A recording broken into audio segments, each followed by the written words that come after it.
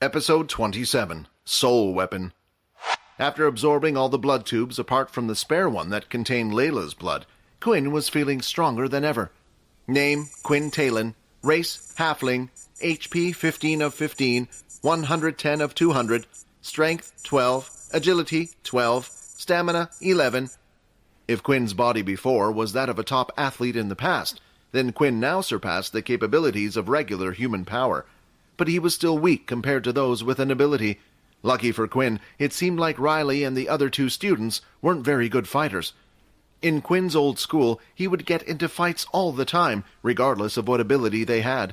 He saw how the others got bullied more than him, while the bullying for him lessened because they knew he was a target that would bite back.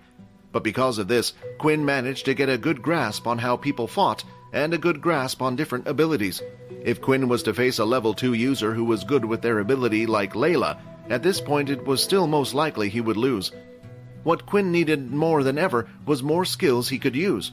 Blood Swipe was great, but it only had a distance of 5 meters and it took away his health. With other abilities, you would be able to obtain new skills by purchasing books or being taught by someone who already knew the skill. Quinn didn't have this option, as there was no one who he knew that had the same ability as him, and that, of course, meant there were no skill books either. Before Layla and Quinn split ways to head back to their dorm rooms, Quinn had one last request. "What do you know about what happened to Vorden?" Quinn asked. "Oh, your blonde friend," Layla replied. "Honestly, I don't know too much, because when everything happened, I was stuck in the hospital bed because of someone." Layla pointed at Quinn. Quinn laughed nervously. "Well, do you mind finding out for me? It seems like the second years are behind this and are stopping me and Peter from getting any information." "The second years are involved in this? Well, that's not good. You're not planning to get involved, are you?" Layla asked, concerned. Quinn thought back to when the second years had called Quinn, Peter, and Vorden out. That Momo person had warned them not to disturb the system within the school. Quinn wanted to punch his face in, but at the time he couldn't. But now with this ability, he could grow stronger, without the need of help or relying on others, and he couldn't wait for the day he could punch that Momo's smug face in. "Yeah, but I need to get stronger, of course." There was one big difference between the second years and first years, and that was something called awakening. The second years had learned how to awaken their ability. This allowed the user, regardless of the power level, to get a power boost for a short period of time. Once a user had awakened, they then could also form something called their soul weapon, a powerful weapon unique to each user that was formed in the body itself. This was different from a beast weapon, as a beast weapon could be used by anyone. After finishing everything he needed to do with Layla, the two of them split up, and Quinn said he would contact Layla via his watch when he needed her. Quinn also kept the test tube containing Layla's blood on him. What he needed to do now was figure out how long his body could go without needing blood. If Quinn was to go out on a mission or through a portal to another planet, there might be times where Quinn wouldn't be able to contact someone for a while. In these situations, he needed to know how many test tubes of blood to take with him. So for now, Quinn would do his best to avoid blood until the system message appeared again. If he fought anyone along the way, he could keep their blood for after. He didn't want to waste any precious stat points after all. Quinn headed back to his dorm room where Vorden and Peter were still practicing their Earth abilities. "I did it! I finally did it!" Peter shouted. Peter held a small, round, solid lump of mud in his hand. As he moved his hands, he was able to change the shape of the mud. He turned it from a ball into a long staff, then back into a ball again. "The only problem is, as a level 1 user, you'll need to keep some type of mud on you at all times," Vorden explained. "Perhaps it's best you keep it as a round staff and carry it around with you. Then you will always have something to take with you." Vorden then grabbed the mud and started to demonstrate. He did the same thing as Peter and started to change the mud ball into different shapes. But the difference between speeds was noticeable. While Peter took a long time to form the shape he wanted, Vorden was changing the mud in seconds. "Wow, is this 'cause you're a level 5 user, Vorden?" Peter asked. "No, this is something you should be able to do as well. It just takes practice. When I copy someone's ability, I also copy whatever power level it is at. So everything I can do with this mud, you should be able to do as well." Vorden then turned the mud ball into a sharp dagger and placed it up against Peter's neck. "See? Not so useless after all." Peter gulped as he looked down at the sword, but then realized that Vorden had already changed the ball's shape into a harmless stick, and handed it back to Peter. "Oh, Quinn, you're back," Vorden said, smiling. "Did you have fun?" "Yeah, a little bit," Quinn said. "Vorden here said you got a girlfriend," Peter quickly added. "What?" Quinn said. "You know, that girl that was with us at the testing that time." "Oh, her. No, we're just—" Quinn started to think about what his relationship with Layla was. He wouldn't exactly call them friends, and they definitely weren't lovers. Layla did almost everything Quinn asked without answers. It was almost a master and servant relationship, but if Quinn said that, they would definitely get the wrong idea. "We're just acquaintances. I was talking about how she got to use her weapon and discussing what classes to take, since I won't be going to the elemental class with you two." "Oh, so you finally decided then?" Peter asked. "Yeah, I'm going to join the beast weapons class." Episode 28, Weapons Hall. When the next morning had arrived, Quinn made sure to pack some things with him in his bag. He put in the blood tube that contained Layla's blood, the 4 remaining empty tubes, and also the mask that he had bought at the convenience store. He never knew when a situation would come up when he had to use these things, so it was better to be prepared than unprepared. The 3 boys headed down for breakfast as a group as usual, and like always, people would give Quinn, Vorden, and Peter looks. Vorden decided to split from Quinn and Peter and sat on his own on the higher power level tables. But even then, no one seemed to be sitting next to Vorden. It was clear for some reason the second-year students were making Vorden a target, even though he was no longer hanging out with Quinn and Peter. "Do me a favor, will you?" Quinn asked. "Keep an eye on Vorden while you're in your combat classes today. If anything happens, let me know." "But if something happens, I won't be strong enough to help, and you can't exactly do anything either," Peter replied.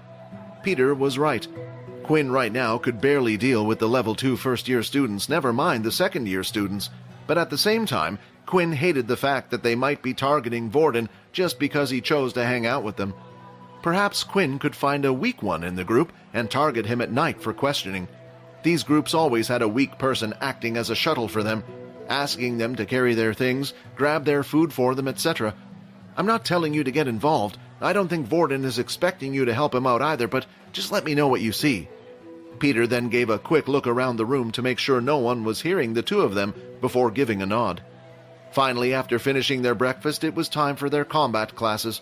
After registering what type of class you wanted to attend via the watch, it would then indicate what room you would be in for training that day. Quinn had chosen the beast weapons class after thinking long and hard. Quinn was known as a no-ability user, so it was really the only option for him.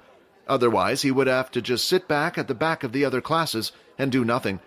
The weapon class was popular among those that had an ability that was able to enhance it. Those who could slightly see the future or had telekinesis ability like Layla would attend these classes, but Quinn wanted to find a weapon that would suit him and his fighting style. The weapons hall was away from the main school building and off to the side in its own separate building. It was a single, large, one-room building that had an Asian palace feeling to it. To enter the building, students needed to scan their watch into the scanner, and then the 2 large doors would slide open. Although the outside of the building had an Eastern feeling to it, the inside was completely different. It was a large room where the ceiling was about 20 meters high. The room had no decorations, apart from mountains and mountain of weapons hung up on the wall, and in the center of the room was a round, raised platform. Standing at the back of the hall was a bald-headed man wearing leather armor and had a long katana blade by his side. But the katana blade hilt was jagged and rough, and the back of the blade the same. It looked like it had been forged from an animal that was not of this planet. The man remained silent at the back with his eyes closed. Quinn could only assume the man was their teacher, being the oldest one in the room. The room slowly started to fill up with students, and that's when Layla had entered and spotted Quinn. She immediately came over to him and started chatting. Unlike when Vorden had spoken to Quinn, the other students didn't really pay attention because Layla herself was also considered weak. "This class is a lot more popular than I thought," Layla said. The room was filled with about 30 students inside. The other classes had around 50, but it was still more than they had expected. "Yeah, I wonder what weapon I should pick," Quinn said, staring at the wall. "Well, I already have mine," Layla said, pointing to her bow on her back. A lot of the students in the room already had weapons of their own. Quinn and a couple of others were the only ones who didn't have anything on them. Just then, while Quinn was busy staring at the wall, the other students started to get rowdy as someone entered the weapons hall. What is she doing here? Isn't she an elemental user? Why would she be here? Who cares? Maybe we can spare with her, and if we beat her, we can ask her on a date. As Quinn turned around to see who the girl was everyone was talking about, it turns out he had already met her before. It was Erin Healy, the ice ability user. I wonder why she decided to go to this class instead of the elemental class, Layla asked. Just then the bald-headed man opened his eyes and shouted at the top of his voice, "Attention!" Everyone froze and turned to look at the old man. "My name is Leo, and I will be your teacher for today." Leo then pulled out his katana blade from his sheath and pointed it out in front of him. "Your first task will be to pick your weapon. You must think carefully. Your weapon is your lifeline. When your ability won't work, the only thing you can rely on is your own skills. Now go, and choose one from the wall around you." The students fanned out and started to look at weapons. Even those who had beast weapons already were trying out new ones. Quinn looked at the wall and saw all sorts of things. Axes, short swords, spiked clubs, whips, scythes. There was so much to choose from. Quinn was really having a hard time. Quinn looked at Layla and her bow. It matched up well with her telekinesis ability. If Quinn was to pick a ranged weapon, he would never be able to be as good as Layla. He needed something that suited him right now and his ability. Quinn then walked up to one of the random swords on the wall and used his inspect skill. Corge sword, tier basic beast weapon, strength +3, agility -2. The sword is incompatible with the skill blood swipe. The sword Quinn looked at was large in size and looked heavy. Quinn needed to be fast, so losing some points in agility was a definite no-no. But what surprised him was how much information his inspect skill had given him. It even told him if his blood swipe could be used with it. Maybe it wouldn't be so hard picking out a weapon after all, thanks to Quinn's inspect skill. Episode 29. Picking a Weapon. As soon as Quinn realized that his inspect skill would tell him the stats of each weapon, he started to go around the room looking for the perfect one for him. Quinn ruled out anything that was too heavy. Although the strength stat it added was good, Quinn needed to be fast and agile in the night. All the weapons Quinn had inspected so far was at the basic tier level, the lowest level a weapon could be. Weapons were categorized into 8 different levels depending on which beast core it was made with. Of course, this was based on beasts from planets that had already been discovered. There was sure to be other planets with stronger beasts and abilities that they had yet to find out about, that may be categorized above that. In the human world today, there were 2 known weapons of this class. The world called them demon weapons instead. After searching around the room for a while, Quinn came across a weapon that stood out from the rest. Black-horned gauntlets, basic tier beast weapon, strength 3, agility 0, stamina 0, defense 2. This weapon is compatible with the skill blood swipe. When used with the gauntlets, blood swipe will have an increase of 5% in power. The gauntlets were black in color and had little tiny horns going up the forearm. The fingertips were pointed and bladed at the ends. It made them look almost like some type of dragon claw. There were 2 reasons why the weapon had interested Quinn. The first was it was the only one that had also given him a defensive stat, not just a strength stat, but the second one stood out to him even more. It was the fact that it increases the power of his only skill, blood swipe. 5% didn't sound like a lot right now, but if in the future Quinn was to get more powerful, 5% would make a huge difference. There were also other bonuses. The gauntlets acted as armor for his hands, and he could still hold other weapons if he needed to. "What a strange choice, young boy," Leo said. Quinn looked to his side to see who had spoken to him, then he noticed it was the bald teacher. "It's not many people's first choice. With a weapon like this, you have to have no fear and get in close to your enemy. But that is also the reason it is sturdier than most and can be used as a form of defense." Quinn had already experienced fighting more than most kids. He was used to using his fists. With his blood swipe skill as well, he didn't always have to get up right close to his opponent. "Do you mind if I try it?" Quinn asked. "Go ahead," Leo said as he left to check up on other students selecting weapons. Basic horn gauntlets equipped, strength 12, agility 12, stamina 11, defense 2. Now when Quinn checked out his status screen, he had a smaller number next to his stats, which would indicate the equipment level. Quinn now had 15 stat points in strength. He felt 3 times stronger compared to before he had discovered the system, and was ready to test out his newfound strength. Once everyone had finished picking out their weapon, Leo called everyone to gather around the center ring. "Now, I won't claim to be any expert in every weapon," said Leo. "Some of you might be able to use your weapons better than me, but what I am an expert in is fighting with weapons alone. Fighting can be considered a game. You are always trying to predict your opponent's next move. You measure your opponent's ability, and so on. For your first lesson, I want to see what you've got. We will have a sparring match, 2 people at a time. We will all watch the match and commentate on what can be improved on. Now, are there any volunteers?" In an instant, Erin was the first to put her hand up. Without even waiting for Leo to say anything, she headed for the arena in the middle and stood inside. She held a single silver longsword that shined bright. It wasn't one of the weapons that Quinn had seen on the wall, so he could only assume it had been one she already owned. At first, a lot of the students were hesitant of going up against Erin. Her reputation for being a high power level had already reached many people's ears. "Oh, I also forgot to add, abilities will be banned during today's sparring sessions," Leo added. "It is important that you know how to use your weapon first. Only then can you truly bring out the full potential of the weapon with your ability." After saying those words, students had raised their hands like a rocket. They all wanted to get the chance to beat the famous Ice Queen. Now that she wasn't able to use her abilities, this was their chance. In the end, a large man was selected from the crowd who wielded a 2-handed axe. He was about double the size of Erin in terms of muscle. "I think you chose the wrong club. Your ice abilities will be useless here," the man said. Erin didn't reply, though, and simply took her stance, waiting for her opponent to come forward first.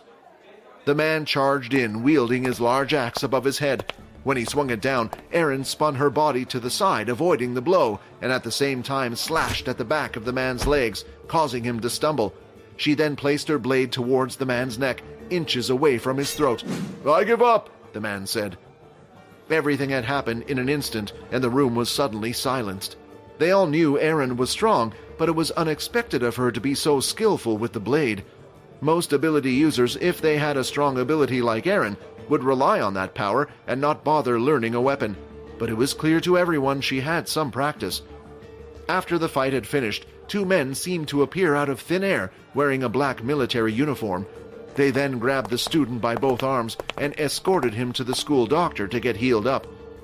The group continued to watch a few fights. The rest of the fights had lasted a lot longer than Erin's, as most of the students were equally matched when it came to using weapons. Even when level 4 power users were fighting against level 2. When they couldn't use their abilities, it all came down to skill and the body. The next fight that had caught Leo's attention was the fight with Layla. Even though Layla could no longer use her telekinesis, with her bow, she was able to shoot ahead and predict where her opponent would turn. She had trapped her opponent multiple times and continuously asked him to give up. But her opponent was a level 3 power user, and he had his pride on the line.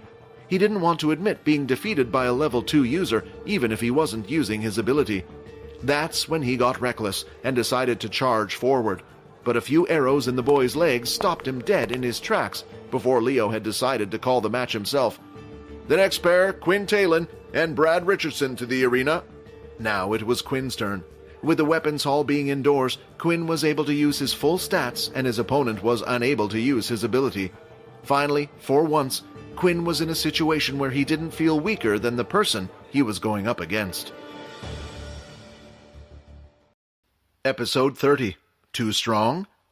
As Quinn walked up to the stage, he noticed that Brandon, his opponent's indicator, showed that he was at the power level of 3. If this was a fight in the outside world, where they both could use their abilities, Quinn felt like he didn't have much chance of winning. But here in the arena, where abilities weren't allowed, Quinn had a body stronger than most. His speed was faster than most. In the novels he had read, a vampire's strength was far greater than the human race before the introduction of abilities. If they wanted to, they could have ruled the world. Brandon held a large spear in hand, which had great reach. The end was sharp, with a single curved blade at the end. "Opponent power level 3.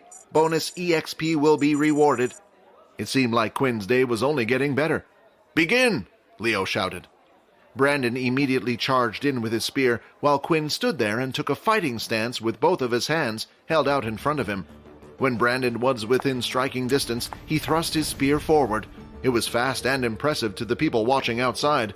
but to Quinn, who had 12 points in agility, it was easy for him to dodge. He avoided the spear strike and ducked down. Then, before Brandon could pull the spear back, Quinn went and grabbed the spear with his hand. "What the hell?" Brandon said as he tried pulling the spear back. "Let go!" While holding the spear with one hand, Quinn opened up his other hand and swung out his fist like a claw as hard as he could at the spear. Then, a few moments later, the spear had been sliced in half. "What the... My weapon, it's faulty!" Brandon complained, but Leo did nothing to step in. Quinn rushed forward, and before Brandon could do anything, Quinn punched him hard in the stomach. Brandon's feet lifted off the ground, and it looked like his body was about to fly away. "Inspect. Brandon Richardson, ability elemental, HP 5 of 15, blood type O positive." Quinn knew that if Brandon was to fly out of the arena, it would be considered his win, but the system wouldn't allow him to win like that. He needed to beat his opponent down to at least 1 HP. So before Brandon could be lifted into the air, Quinn grabbed him and pulled him back down, and at the same time kneed him in the face, causing Brandon's nose to bleed and his head to be sent backwards. And finally, Brandon collapsed, lying there on the ground. "Winner, Quinn Talon," Leo said. "Opponent has been defeated, 50 EXP rewarded. First time higher power level bonus, 50 EXP rewarded. 220 of 200 EXP. Congratulations, you are now level 3. 20 of 400 EXP. 1 attribute point awarded. New skill, Blood Bank, unlocked." After defeating Brandon, Quinn had received multiple messages and had even leveled up. The bonus reward for defeating a level 3 user was higher than when he defeated a level 2 user. However, it was a shame that the bonus reward was only a one-time thing. With the messages, there was also a new skill that had been unlocked. Although Quinn didn't have the time to look at it now, he needed to get off the stage and look at it later. Before leaving, Quinn looked at Brandon, who was lying on the floor. Blood was dripping from his nose, and Quinn just had one thought. What a waste. It was a shame Quinn wasn't able to store or drink Brandon's blood. After all, everyone was watching, but if he did, he would have learnt what the O-type blood did as well. The 2 military men again appeared out of thin air and took Brandon away to the doctor's office. But before Quinn could leave the arena, a couple of boys shouted from the crowd. "That's not fair," a boy said. "Brandon obviously was using a faulty weapon." "Yeah, and what was with that anyway? That idiot decided to still attack him anyway after seeing his weapon break. He should be punished," another boy added. These 2 were friends of Brandon. One was a level 2.5 user named Faye, while the other was a level 3 user named Loop. Leo then stepped up onto the stage and picked up the broken spear from the ground and started to inspect it. "I can guarantee you that all the weapons in this hall are not faulty. Each one has been given the same care as the next." "Then how can you explain the weapon breaking?" Faye said.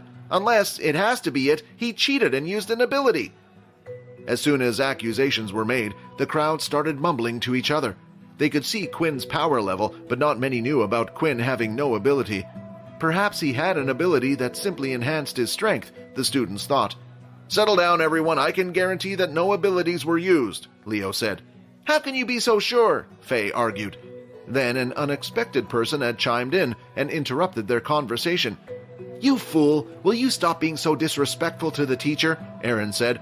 "Do you not know who he is? Perhaps if I told you his war name you would know. This man is Sergeant Leo, or known as the Blind Swordsman." The chatting between the students had gotten even louder. The name Blind Swordsman was well known among common folk. He had helped out a great deal when fighting against the Dalki. "He's blind?" Loop said, unsure whether it was true or not. "Doesn't that mean he definitely couldn't tell if the person used an ability or not?" In that instant, Leo threw a piece of the broken spear in the direction of Loop. The spear just missed Loop and had hit the back wall. Loop then started to feel a sharp stinging pain on his cheek. As he touched his cheek, he noticed a scratch mark. "I can see and hear very well, better than most of you. My ability allows me to see the aura of people, and when people start to use their ability, their auras change depending on what ability they are using. And I'm telling you now, Quinn didn't use a single ability." With that, the students started to settle down a bit. It was a memorable first day for all the students in the weapon club. So much had happened. But the class was finally over, and it was time for them to head home. Leo, however, couldn't stop thinking about the student known as Quinn. He inspected the spear again and found nothing out of the ordinary. However, what Leo didn't reveal was that from the very beginning, when Quinn had stepped into the room, he could see his aura was slightly different from everyone else's. It wasn't the same as when someone used an ability, though. It reminded him of an aura of that of the beasts or the Dalki had, one that wasn't human. "Pull up the file on Quinn Talon for me." "File found," Leo's watch replied. "Ability?" "No ability. Power level 1, the watch said again. Just what are you hiding, Quinn?" Episode 31, Blood Bank. Once the class had ended, Quinn had to give back the gauntlets and leave them in the weapons hall. After all, they didn't belong to him, and were only there for the purpose of him getting used to using a weapon. Once Quinn went on his first portal outing, then he would be able to hunt for a suitable beast to make a weapon of his own. At that time, he would also be allowed to borrow the equipment.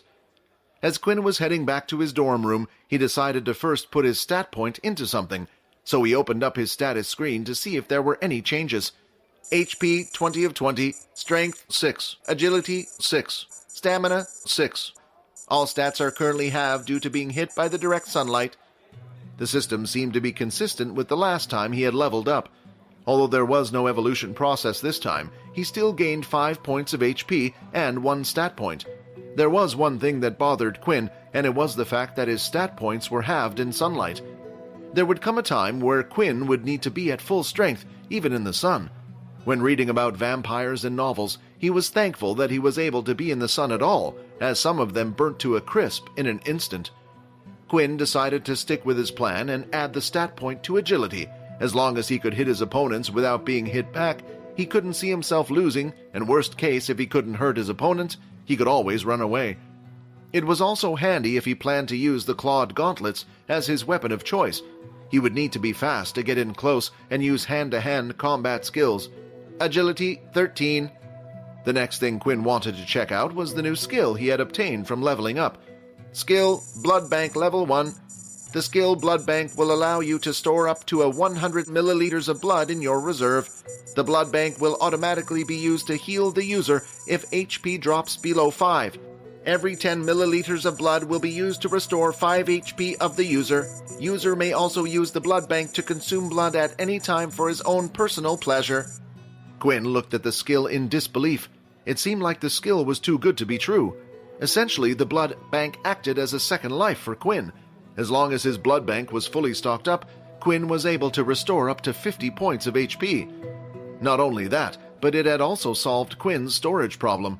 Although Quinn had used a test tube and cork to stop the blood from oxidizing, it still wouldn't delay the process of it being spoiled for long. At most, Quinn would be able to keep the blood fresh for 8 hours without keeping in some special type of storage. Sure, he had Layla he could rely on, but Layla wouldn't always be by his side. Quinn then took out the test tube of Layla's blood and used his inspect skill. It seemed like the blood was still fine to be used for now. Skill Blood Bank. The blood then started to shine bright in Quinn's hand and suddenly vanished from the test tube. Blood Bank 10 of 100. Your hunger grows. Quinn was happy that the blood bank skill was convenient, and finally, after waiting for a while, he had received a message he had seen once before. Last time he had seen the message about his hunger the next day, the system told him he needed to consume blood, otherwise his HP would drop. With his blood bank skill, though, he wouldn't have to worry about it as long as he kept it topped up. After checking out all the information, Quinn had finally arrived back at his dorm room to see Peter and Vorden a little roughed up. "Wow, what happened to you two?" Quinn asked. "Was it the second year again?" No need to worry. This was just during our combat classes. The teacher made us do a sparring session on our first day." "Were there any problems?" "Not really. I was humiliated and lost my fight, of course. I still can't control my ability well enough. I think I was too nervous. When I brought out the stick of mud on my back, the other students started laughing and I got distracted," Peter explained. "But Vorden, on the other hand, was so cool. He told those kids to shut up and asked them to fight him next. Then, with the same ability as mine, he managed to defeat a level 3 user." "Oh, shut up," Vorden said as he punched Peter on the shoulder. "You're embarrassing me." "But if it's true, you were so cool back then." The three of them continued to share stories about what had happened in their combat classes. Quinn had even talked about his victory against Brandon. At first, they were surprised, but when Quinn explained that the use of abilities was banned, they understood. The three of them were exhausted from their first day of combat classes and decided to get some rest. The next day, when Quinn woke up, he was greeted with another message. Daily quest complete, 5 EXP has been rewarded. 25 of 400 EXP. Your hunger grows. Your HP will now drop by -1 HP every hour until human blood has been consumed. The message had appeared roughly 2 days after he had last consumed blood, meaning this was the time frame before he would need to consume blood again. Skill blood bank. 10 milliliters of blood will be consumed. Would you like to proceed? Yes. After selecting the yes option, a sweet fragrance entered his mouth. The hole he could feel in his stomach had disappeared, and once again he was satisfied and back to normal. Now all he needed to do was meet up with Layla and fill up his blood bank to the max. For the next week, combat class was a normal requirement for students. This would be the case until the teachers were satisfied to take the students on their first outing through the portals to hunt beasts. After the students picked their weapons from the wall, once again Leo stood at the front to give the students further instructions. Today's lessons will be sparring once again, but this time you will pick your own opponents. You will fight with them for a minute each before switching to the next opponent. On the battlefield, there will be all types of different opponents that use different weapons and abilities. It is important for you to get used to as many of these as possible. The students then immediately got into pairings, and Layla had run up to Quinn as soon as possible. Don't worry, Quinn, I'll let you in the first one, she said with a wink. But just then, Leo had walked towards the two of them. I'm sorry about this, young lady, but I'm going to have to ask you to sit out of this one, Leo said. Layla then took a step back. Leo then pulled out his katana blade and pointed it at Quinn. Show me what you got, boy, and don't hold back.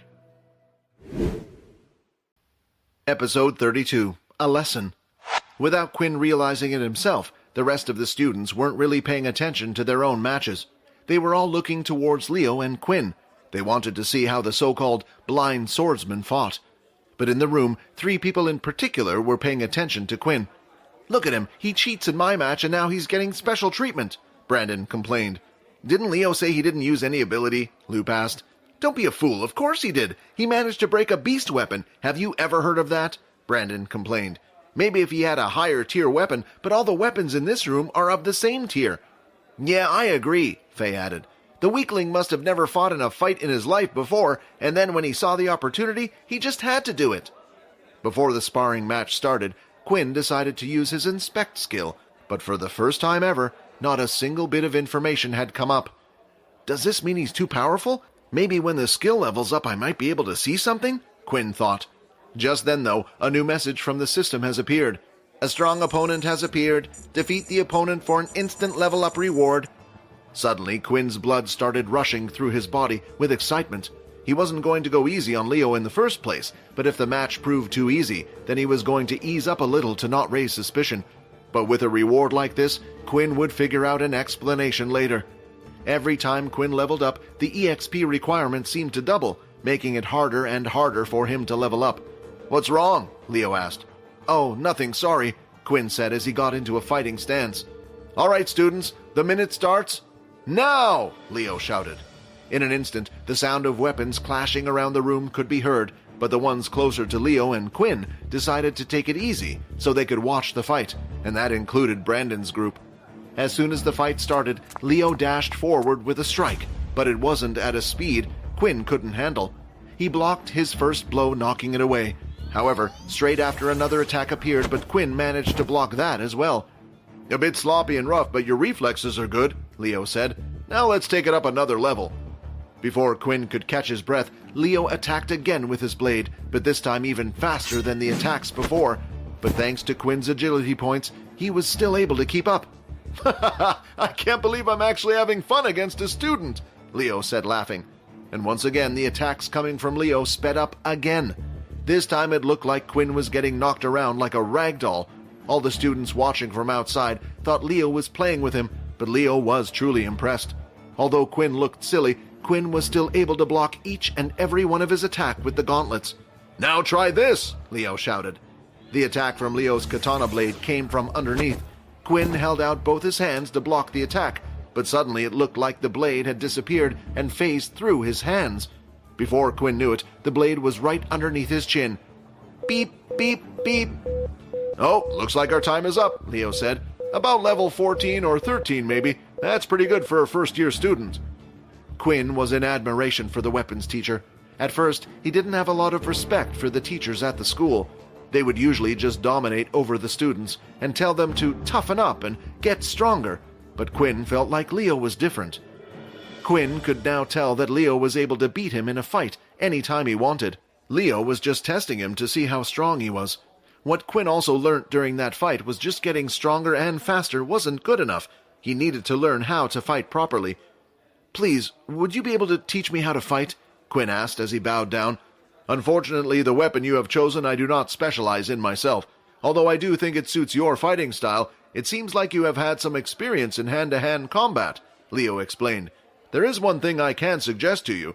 There's a popular VR fighting game that the military students from all the other schools play. The first thing you will need to do is get experience. Although the use of abilities in the game is not prohibited, so you might have a hard time, but still, I think it will be a good experience for you." "Thank you so much," Quinn said as he bowed down again. "Oh, and before I forget, it's been a while since I have had fun like that. As a prize, feel free to keep the gauntlets. When you get better in the future, come and challenge me anytime. I will be happy to fight you again," Leo said as he walked off back to the center of the weapons hall. After watching the fight, many of the students were quite disappointed.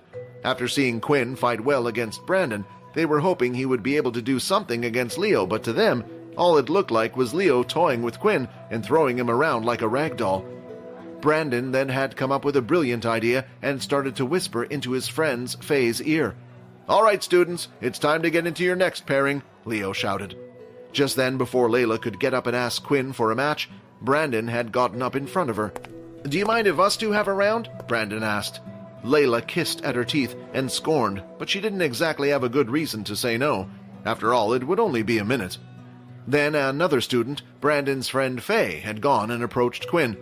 "Please, I would like to be your next opponent," Faye asked as he drew out his two short swords. "I don't see why not," Quinn said. Quinn didn't mind too much.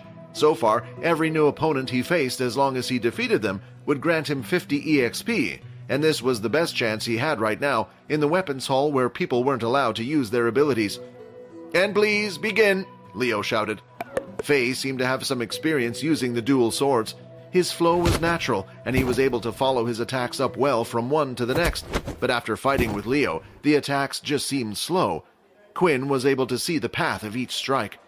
But just like Leo had said, the most important thing for Quinn was the experience.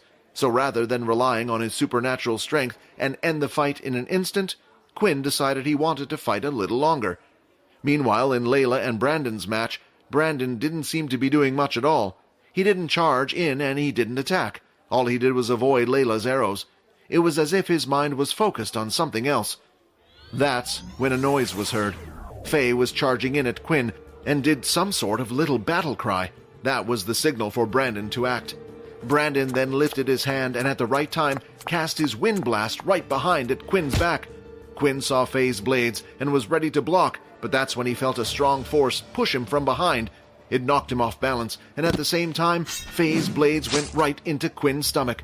10 of 20 HP. "You bastard," Quinn groaned.